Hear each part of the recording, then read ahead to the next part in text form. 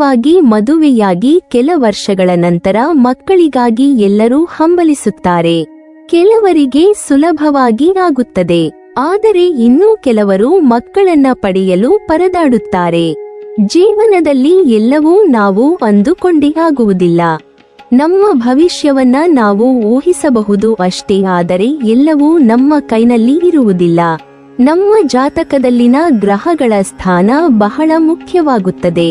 ಅವುಗಳು ನಮ್ಮ ಜೀವನಕ್ಕೆ ನೇರ ಸಂಬಂಧವನ್ನ ಹೊಂದಿರುತ್ತದೆ. ಜಾತಕದಲ್ಲಿನ ಗ್ರಹಗಳ ಸ್ಥಾನಗಳ ಪ್ರಭಾವವು ಜೀವನದ ಏರಿಳಿತಗಳು, ಸಂತೋಷಕ್ಕೆ ಕಾರಣವಾಗುತ್ತದೆ. ಈ ಗ್ರಹಗಳು ನಮ್ಮ ವೈವಾಹಿಕ ಜೀವನದ ಮೇಲೆ ಸಹ ಪರಿಣಾಮ ಬೀರುತ್ತದೆ. ಅನೇಕ ಜನರು ಮದುವೆ ಆಗದೆ ತೊಂದರೆ ಅನುಭವಿಸುತ್ತಾರೆ. ಇನ್ನು ಕೆಲವರು ಮದುವೆಯ ನಂತರ ಸಂತಾನಕ್ಕೆ ಸಮಸ್ಯೆಗಳನ್ನ ಎದುರಿಸುತ್ತಾರೆ. ಅದೆಷ್ಟೇ ಪ್ರಯತ್ನ ಮಾಡಿದರೂ ಸಹ ಮಕ್ಕಳನ್ನ ಪಡೆಯಲು ಸಾಧ್ಯವಾಗುವುದಿಲ್ಲ. ಜಾತಕದಲ್ಲಿನ ಗ್ರಹಗಳ ಸ್ಥಾನದ ಪ್ರಭಾವವು ಅನೇಕ ಜನರ ವೈವಾಹಿಕ ಜೀವನ ಮತ್ತು ಮಕ್ಕಳನ್ನ ಪಡೆಯಲು ಅಡ್ಡಿಯಾಗುತ್ತದೆ. ಔಷಧಿ ಸೇರಿದಂತೆ ಎಲ್ಲ ಪ್ರಯತ್ನಗಳ ನಂತರವೂ ಸಂತಾನ ಪಡೆಯಲು ಸಾಧ್ಯವಾಗದಿದ್ದರೆ ನಿಮ್ಮ ಜಾತಕದಲ್ಲಿ ಗ್ರಹಗಳ ಸ್ಥಾನವೇ ಕಾರಣವಾಗಿರುತ್ತದೆ. ಹೌದು, ನಮ್ಮ ಜಾತಕದಲ್ಲಿ ಯಾವುದಾದರೂ ಗ್ರಹ ಸರಿಯಾದ ಜಾಗದಲ್ಲಿ ಇಲ್ಲದಿದ್ದರೆ ಅಥವಾ ಬಲವಾಗಿಲ್ಲದಿದ್ದರೆ ಅದರಿಂದ ಸಹ ನಮಗೆ ಸಂತಾನ ಸುಖ ಸಿಗುವುದಿಲ್ಲ.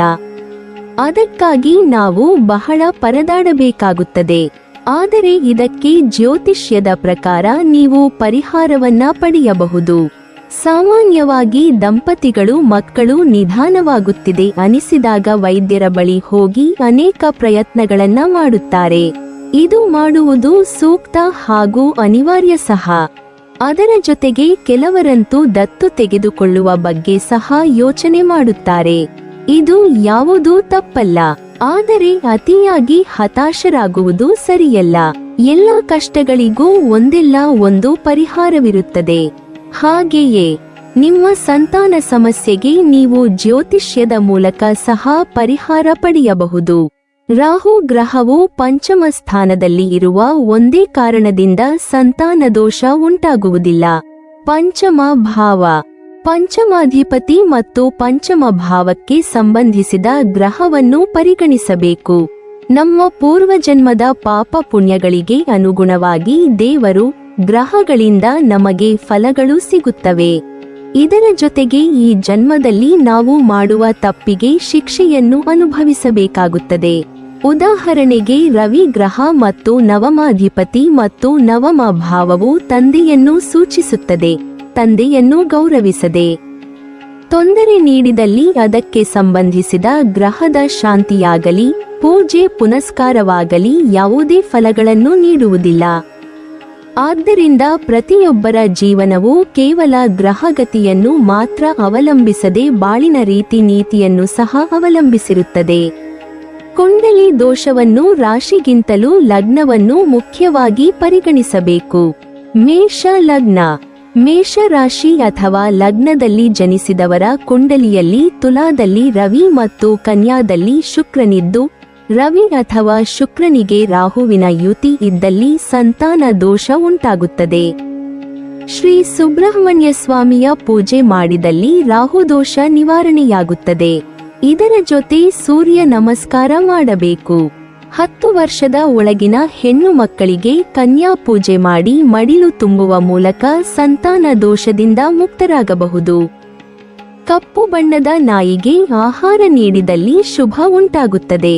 ವೃಷಭ ಲಗ್ನ, ವೃಷಭ ರಾಶಿ ಅಥವಾ ಲಗ್ನದಲ್ಲಿ ಜನಿಸಿದವರ ಕುಂಡಲಿಯಲ್ಲಿ ಕನ್ಯಾದಲ್ಲಿ ಶುಕ್ರನಿದ್ದು ಬುಧನು ಅಸ್ತನಾಗಿರಬೇಕು. ಶುಕ್ರನ ಜೊತೆಯಲ್ಲಿ ರಾಹುವು ಇದ್ದಲ್ಲಿ ಸಂತಾನ ದೋಷ ಉಂಟಾಗುತ್ತದೆ. ವಲ್ಲಿ ದೇವಸೇನ ಸಮೇತ ಶ್ರೀ ಸುಬ್ರಹ್ಮಣ್ಯ ಸ್ವಾಮಿಯ ಪೂಜೆಯಿಂದ ರಾಹು ದೋಷ ನಿವಾರಣೆಯಾಗುತ್ತದೆ. ಇದರೊಂದಿಗೆ ಪುರುಷ ಸೂಕ್ತ ಹೋಮವನ್ನು ಮಾಡಬೇಕು. ಶ್ರೀ ಅನ್ನಪೂರ್ಣೇಶ್ವರಿಗೆ ಅಕ್ಕಿ, ಬೇಳೆ ಮತ್ತು ಬೆಲ್ಲವನ್ನು ನೀಡುವುದರಿಂದ ಸಂತಾನ ದೋಷ ದೂರವಾಗುತ್ತದೆ. ಬಿಳಿ ಬಣ್ಣದ ನಾಯಿಗೆ ಆಶ್ರಯ ನೀಡುವುದರಿಂದ ದೋಷ ವಿಮುಕ್ತಿ ಆಗುತ್ತದೆ. ಮಿಥುನ ಲಗ್ನ, ಮಿಥುನ ರಾಶಿ ಅಥವಾ ಲಗ್ನದಲ್ಲಿ ಜನಿಸಿದವರ ಕುಂಡಲಿಯಲ್ಲಿ ತುಲಾದಲ್ಲಿ ರವಿ ಇದ್ದು ಶುಕ್ರನು ಕನ್ಯಾದಲ್ಲಿ ನೆಲೆಸಿರಬೇಕು. ರವಿ ಅಥವಾ ಶುಕ್ರನ ಜೊತೆಯಲ್ಲಿ ರಾಹು ಇದ್ದಲ್ಲಿ ಸಂತಾನ ದೋಷ ಉಂಟಾಗುತ್ತದೆ. ದಂಡಪಾಣಿ ಶ್ರೀ ಸುಬ್ರಹ್ಮಣ್ಯ ಸ್ವಾಮಿ ಪೂಜೆಯಿಂದ ರಾಹುದೋಷ ನಿವಾರಣೆಯಾಗುತ್ತದೆ. ಇದರೊಂದಿಗೆ ಶ್ರೀ ಸೂಕ್ತ ಹೋಮವನ್ನು ಮಾಡಬೇಕು. ಕುಲದೇವರ ದೇವಸ್ಥಾನದಲ್ಲಿ ಅನ್ನದಾನ ಮಾಡುವುದರಿಂದ ಸಂತಾನ ದೋಷ ದೂರವಾಗುತ್ತದೆ. ಮಗುವಿಗೆ 1 ವರ್ಷ ಆಗುವುದರ ಒಳಗೆ ಬೆಲ್ಲದಿಂದ ಮಗುವಿಗೆ ತುಲಾಭಾರ ಮಾಡಿಸಬೇಕು. ಕಪ್ಪು ಬಿಳಿ ಮಿಶ್ರಿತ ನಾಯಿಗಳಿಗೆ ಆಹಾರ ನೀಡುವುದರಿಂದ ಶುಭವಾಗುತ್ತದೆ. ಕಟಕ ಲಗ್ನ. ಕಟಕ ರಾಶಿ ಅಥವಾ ಲಗ್ನದಲ್ಲಿ ಜನಿಸಿದವರ ಕುಂಡಲಿಯಲ್ಲಿ ವೃಶ್ಚಿಕದಲ್ಲಿ ಚಂದ್ರನಿರಬೇಕು. ಲಗ್ನ ಅಥವಾ ರಾಶಿಯಲ್ಲಿ ಬುಧನಿದ್ದು ಚಂದ್ರ ಅಥವಾ ಬುಧನ ರಾಹು ಇದ್ದಲ್ಲಿ ಸಂತಾನ ದೋಷ ಉಂಟಾಗುತ್ತದೆ. ದುರ್ಗಾ ಸೂಕ್ತ ಹೋಮ ಮಾಡಿಸಬೇಕು. ಮನ್ಯು ಸೂಕ್ತ ಹೋಮ ಮಾಡಿಸಬೇಕು. ಇದರೊಂದಿಗೆ ಹುಣ್ಣಿಮೆಯ ದಿನ ಶ್ರೀ ಸತ್ಯನಾರಾಯಣ ಸ್ವಾಮಿ ಪೂಜೆಯನ್ನು ಮಾಡಿದಲ್ಲಿ ಸಂತಾನ ದೋಷ ದೂರವಾಗುತ್ತದೆ. ಅನುಕೂಲವಿದ್ದಲ್ಲಿ ನಾರಾಯಣ ಬಲಿ ಮಾಡಿಸುವುದು ಒಳ್ಳೆಯದು. ನಾಯಿಗಳಿಗೆ ದ್ರವಾಹಾರ ನೀಡುವುದರಿಂದ ಶುಭ ಉಂಟಾಗುತ್ತದೆ. ಸಿಂಹ ಲಗ್ನ. ಸಿಂಹ ರಾಶಿ ಅಥವಾ ಲಗ್ನದಲ್ಲಿ ಜನಿಸಿದವರ ಕುಂಡಲಿಯಲ್ಲಿ ಗುರುವು ಮಕರ ರಾಶಿಯಲ್ಲಿ ಇದ್ದರೆ ಮತ್ತು ರಾಹುವಿನ ಯುತಿಯಲ್ಲಿ ಇದ್ದಲ್ಲಿ ಸಂತಾನ ದೋಷ ಉಂಟಾಗುತ್ತದೆ. ಇವರು 12 ಗುರುವಾರಗಳು ಶ್ರೀ ದತ್ತಾತ್ರೇಯರ ಪೂಜೆಯನ್ನು ಮಾಡಬೇಕಾಗುತ್ತದೆ. ಗುರುವಿನ ಜೊತೆ ರಾಹು ಇದ್ದಲ್ಲಿ ರಾಹುದೋಷವಿರುತ್ತದೆ. ಧರ್ಮಗುರುಗಳ ಪೂಜೆಯಿಂದ ದೋಷವು ದೂರವಾಗುತ್ತದೆ. ಗುರು ಮಂದಿರಲ್ಲಿ ಪಂಚಾಮೃತಾಭಿಷೇಕ ಮಾಡಿಸಿ ಹಳದಿ ಬಟ್ಟೆಯನ್ನು ದೇವರಿಗೆ ಸಮರ್ಪಿಸಬೇಕು. ವೃದ್ಧರಿಗೆ ಕಡಲೆಬೇಳೆಯಿಂದ ಮಾಡಿದ ಸಿಹಿ ತಿಂಡಿಯನ್ನು ನೀಡಿ ಅವರ ಆಶೀರ್ವಾದ ಪಡೆದಲ್ಲಿ ಸಂತಾನ ದೋಷ ದೂರವಾಗುತ್ತದೆ. ಮನೆಯಲ್ಲಿ ನಾಯಿಯನ್ನು ಸಾಕುವುದು ಒಳ್ಳೆಯದು. ಕನ್ಯಾ ಲಗ್ನ. ಕನ್ಯಾ ರಾಶಿ ಅಥವಾ ಲಗ್ನದಲ್ಲಿ ಜನಿಸಿದವರ ಕುಂಡಲಿಯಲ್ಲಿ ಮಕರದಲ್ಲಿ ಗುರುವಿದ್ದು ಮೇಷದಲ್ಲಿ ಶನಿ ಇರಬೇಕು. ಗುರು ಅಥವಾ ಶನಿಯ ಜೊತೆ ರಾಹು ಇದ್ದಲ್ಲಿ ಸಂತಾನ ದೋಷ ಉಂಟಾಗುತ್ತದೆ. ಇದರಿಂದ ಮಕ್ಕಳು ಜನಿಸಿದ ನಂತರ ಅಸುನೀಗುವ ಸಾಧ್ಯತೆಗಳು ಇರುತ್ತವೆ. ಆದ್ದರಿಂದ ಮಹಾಮೃತ್ಯುಂಜಯ ಹೋಮ ಮತ್ತು ಪವಮಾನ ಸೂಕ್ತ ಹೋಮ ಮಾಡಿದಲ್ಲಿ ರಾಹುದೋಷ ನಿವಾರಣೆಯಾಗುತ್ತದೆ. ಇದರೊಂದಿಗೆ ಮಗು ಜನಿಸಿದ ನಂತರ 3 ಅಮಾವಾಸ್ಯೆಗಳು ಶಿವನ ದೇಗುಲಕ್ಕೆ ಬೆಲ್ಲವನ್ನು ಪಂಚಾಮೃತದ ಪದಾರ್ಥಗಳನ್ನು ನೀಡುವುದರಿಂದ ಸಂತಾನ ದೋಷ ದೂರವಾಗುತ್ತದೆ. ಕಂದು ಬಣ್ಣದ ನಾಯಿಗೆ ಆಹಾರ ನೀಡಿದಲ್ಲಿ ದೋಷ ಪರಿಹಾರವಾಗುತ್ತದೆ. ತುಲಾ ಲಗ್ನ. ತುಲಾ ರಾಶಿ ಅಥವಾ ಲಗ್ನದಲ್ಲಿ ಜನಿಸಿದವರ ಕುಂಡಲಿಯಲ್ಲಿ ಮೇಷದಲ್ಲಿ ಶನಿ ಇದ್ದು ಬುಧನು ಮೀನದಲ್ಲಿ ರಾಹುವಿನ ಜೊತೆ ಇದ್ದಲ್ಲಿ ಸಂತಾನ ಶ ಉಂಟಾಗುತ್ತದೆ. ಇವರು ಅವಶ್ಯಕವಾಗಿ ನಾಗಪ್ರತಿಷ್ಠೆ ಮಾಡಬೇಕು. ರುದ್ರ ಹೋಮ ಮಾಡಿಸುವುದರ ಜೊತೆ 5 ಜನ ಬ್ರಹ್ಮಚಾರಿಗಳಿಗೆ ಉಡುವ ಮತ್ತು ಹೊದಿಕೆ ವಸ್ತ್ರಗಳನ್ನು ನೀಡಿ ಕುಡಿಯಲು ಹಾಲನ್ನು ನೀಡಬೇಕು. ಇದರಿಂದ ರಾಹುದೋಷ ನಿವಾರಣೆಯಾಗುತ್ತದೆ. ಹನುಮಾನ್ ಚಾಲೀಸಾವನ್ನು ಪಠಿಸುವುದು ಒಳ್ಳೆಯದು. ಇದರಿಂದಾಗಿ ಸಂತಾನ ದೋಷ ದೂರವಾಗುತ್ತದೆ. ನಾಯಿಗಳಿಗೆ ಮಲಗಲು ಸೌಲಭ್ಯ ಕಲ್ಪಿಸಿದಲ್ಲಿ ಶುಭವುಂಟಾಗುತ್ತದೆ. ವೃಶ್ಚಿಕ ಲಗ್ನ.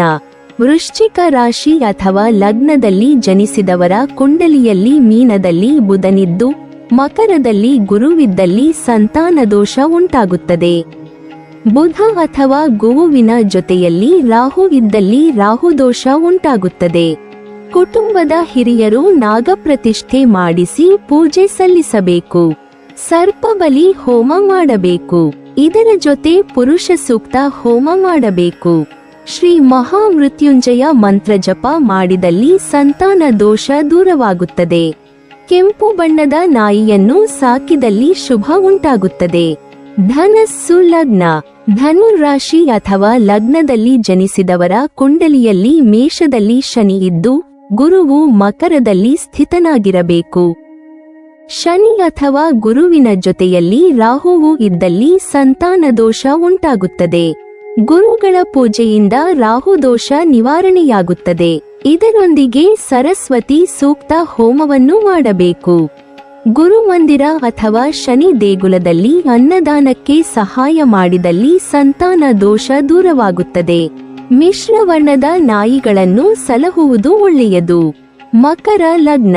ಮಕರ ರಾಶಿ ಅಥವಾ ಲಗ್ನದಲ್ಲಿ ಜನಿಸಿದವರ ಕುಂಡಲಿಯಲ್ಲಿ ಕನ್ಯಾದಲ್ಲಿ ಶುಕ್ರನಿದ್ದು ಗುರುವು ಮಕರದಲ್ಲಿ ಸ್ಥಿತನಾಗಿರಬೇಕು. ಶುಕ್ರ ಅಥವಾ ಗುರುವಿನ ಜೊತೆಯಲ್ಲಿ ರಾಹುವು ಇದ್ದಲ್ಲಿ ಸಂತಾನ ದೋಷ ಉಂಟಾಗುತ್ತದೆ. ಆಶ್ಲೇಷ ಬಲಿ ಪೂಜೆಯಿಂದ ರಾಹುದೋಷ ನಿವಾರಣೆಯಾಗುತ್ತದೆ. ಇದರೊಂದಿಗೆ ದುರ್ಗಾ ಹೋಮವನ್ನು ಮಾಡಬೇಕು. ಬಡವರ ಮನೆಯ ಹೆಣ್ಣು ಮಗುವಿನ ವಿವಾಹಕ್ಕೆ ನೆರವಾಗುವುದರಿಂದ ಸಂತಾನ ದೋಷವು ದೂರವಾಗುತ್ತದೆ. ಕಪ್ಪು ನಾಯಿಗೆ ಆಹಾರ ನೀಡುವುದು ಒಳ್ಳೆಯದು. ಕುಂಭ ಲಗ್ನ. ಕುಂಭ ರಾಶಿ ಅಥವಾ ಲಗ್ನದಲ್ಲಿ ಜನಿಸಿದವರ ಕುಂಡಲಿಯಲ್ಲಿ ಕನ್ಯಾದಲ್ಲಿ ಶುಕ್ರ ಅಥವಾ ಬುಧನು ಮೀನದಲ್ಲಿ ಸ್ಥಿತನಾಗಿರಬೇಕು. ಗುರುವಿನ ಜೊತೆ ರಾಹು ಇದ್ದಲ್ಲಿ ಸಂತಾನ ದೋಷ ಉಂಟಾಗುತ್ತದೆ. ವಲ್ಲಿ ದೇವಸೇನ ಸಮೇತ ಶ್ರೀ ಸುಬ್ರಹ್ಮಣ್ಯ ಸ್ವಾಮಿಯ ಪೂಜೆಯಿಂದ ರಾಹುದೋಷ ನಿವಾರಣೆಯಾಗುತ್ತದೆ. ಇದರೊಂದಿಗೆ ಪವಮಾನ ಹೋಮವನ್ನು ಮಾಡಬೇಕು. ಶುಕ್ರವಾರದಂದು ಕನ್ಯಾ ಮುತ್ತೈದೆಯ ಪೂಜೆ ಮಾಡುವುದರಿಂದ ಸಂತಾನ ದೋಷ ದೂರವಾಗುತ್ತದೆ. ಯಾವುದೇ ಬಣ್ಣದ ನಾಯಿಗೆ ಆಹಾರ ನೀಡುವುದು ಒಳ್ಳೆಯದು. ಮೀನ ಲಗ್ನ. ಮೀನ ರಾಶಿ ಅಥವಾ ಲಗ್ನದಲ್ಲಿ ಜನಿಸಿದವರ ಕುಂಡಲಿಯಲ್ಲಿ ಕುಜನು ಕಟಕದಲ್ಲಿ ಇದ್ದು ಚಂದ್ರನು ರಾಹುವಿನ ಜೊತೆ ಇರಬೇಕು. ಇದರಿಂದ ಸಂತಾನ ದೋಷ ಉಂಟಾಗುತ್ತದೆ. ಗುರುವು ಅಸ್ತವಾಗಿದ್ದಲ್ಲಿ ದೋಷವು ಪ್ರಬಲವಾಗಿರುತ್ತದೆ. ಶ್ರೀ ದುರ್ಗಾ ಪೂಜೆಯಿಂದ ಮತ್ತು ನಾಗಾರಾಧನೆಯಿಂದ ರಾಹು ದೋಷ ನಿವಾರಣೆಯಾಗುತ್ತದೆ. ಇದರೊಂದಿಗೆ ಷಷ್ಠಿ ಪೂಜೆಯನ್ನು ಮಾಡುವುದರಿಂದ ಸಂತಾನ ದೋಷ ದೂರವಾಗುತ್ತದೆ. ಆಗ ತಾನೇ ಜನಿಸಿದ ನಾಯಿಮರಿಗಳನ್ನು ರಕ್ಷಿಸಿದಲ್ಲಿ ಶುಭ ಉಂಟಾಗುತ್ತದೆ. ನೀವಿನ್ನೂ ನಮ್ಮ ಚಾನಲನ್ನು ಸಬ್ಸ್ಕ್ರೈಬ್ ಮಾಡಿಲ್ವಾ? ಹಾಗಾದರೆ ಈ ಕೂಡಲೇ ನಮ್ಮ ಇಂದ್ರಜಾಲ ಚಾನಲ್ ಅನ್ನು ಸಬ್ಸ್ಕ್ರೈಬ್ ಮಾಡಿ ಮತ್ತು ಪಕ್ಕದಲ್ಲಿರುವ ಬೆಲ್ ಐಕಾನ್ ಅನ್ನು ಕ್ಲಿಕ್ ಮಾಡಿದರೆ ನಮ್ಮ ಹೊಸ ವಿಡಿಯೋಗಳನ್ನು ನೀವು ನೋಡಬಹುದು.